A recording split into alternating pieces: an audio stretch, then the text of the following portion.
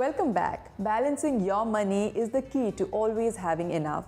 We all want a secure life, but only a few realize that this needs planning. 93% of modern women say financial independence is vital to them, yet less than half continue to manage their own money after marriage. Money management is not just for men, it's for women too. And to give us some valuable inputs on this subject, I welcome on the show Dubai-based financial expert, Sandy Saxena. Sandy, welcome on the Uma Show. Thank you very much for having me. It's a pleasure to be here. Thank you so much, and I'm very excited to discuss women and money. Oh, wow. Exciting topic. Absolutely. Why do you think women shy away from planning their finances? Good question, Uma. First is, money is too complicated for me to understand. Yeah, actually, it's not. Can I give you an example? Sure.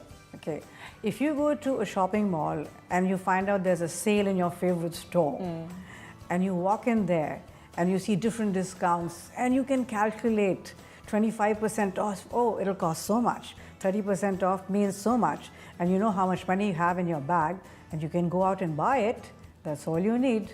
Multiplication, addition, division, subtraction, that's all. Or just a calculator? Quite true, quite true.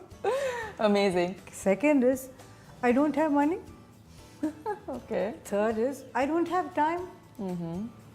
Fourth is, if I start talking about all this, everybody will think I'm so selfish. Then is, somebody else should be looking after this for me. Now, who's the somebody else? It's usually a male figure. First it was daddy, then it is maybe brother, then it is son. So some male has to look after it.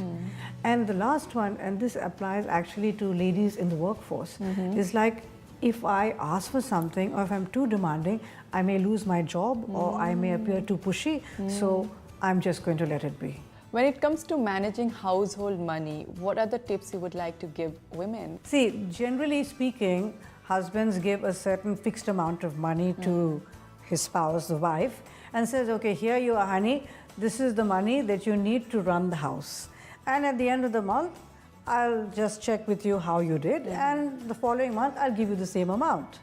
So now she has a fixed amount of money, and she knows exactly how much is going to be spent on the groceries, on other things as well. So, can she actually save some money from that? The answer is yes. It's very simple actually. It's called pay yourself first. Pay yourself first. Okay. Yeah. Sounds good. And how do you do that? When you receive this money, you say, okay, I'm going to take just 10%, not more, just 10%, and I'm going to keep it aside. I'm going to keep it aside in a place there where I'm not tempted to touch it. And then I have this 90%, I'm going to spend it on all the things that the kids want, my husband wants, everything, and that's how I'm going to manage the month.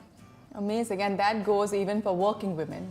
Yes, when it comes to working women, of course, they don't receive an allowance from the husband to run the house, they receive their salary. Sandy, how much transparency should be there between husband and wife while planning finances? I think this is one topic that can go on forever. So I'm going to be very brief.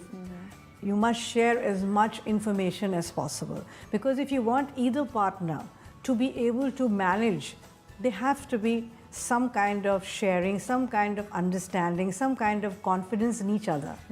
Right? Now, if, for example, the wife doesn't know that the husband is perhaps having some financial stress and she asks him for money, or he is finding it difficult to give even that budget, if there's no communication, if there's no sitting and discussing, how will they know?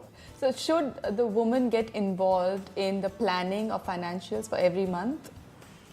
Yes, the answer is absolutely yes. When they sit and do it together, then they will realize, where is it that we're actually spending extra money? Can we actually cut down on some things? Maybe reallocate funds to something else? Absolutely. So I think it's extremely important for couples, for families, and even children, when they're teenagers especially, they should be brought into this. They say money saved is money earned, and we all come in this part of the world to save some certain amount of money.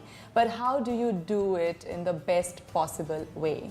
In order for you to really make your money grow, you must let it grow higher than the cost of living, which is inflation. Right.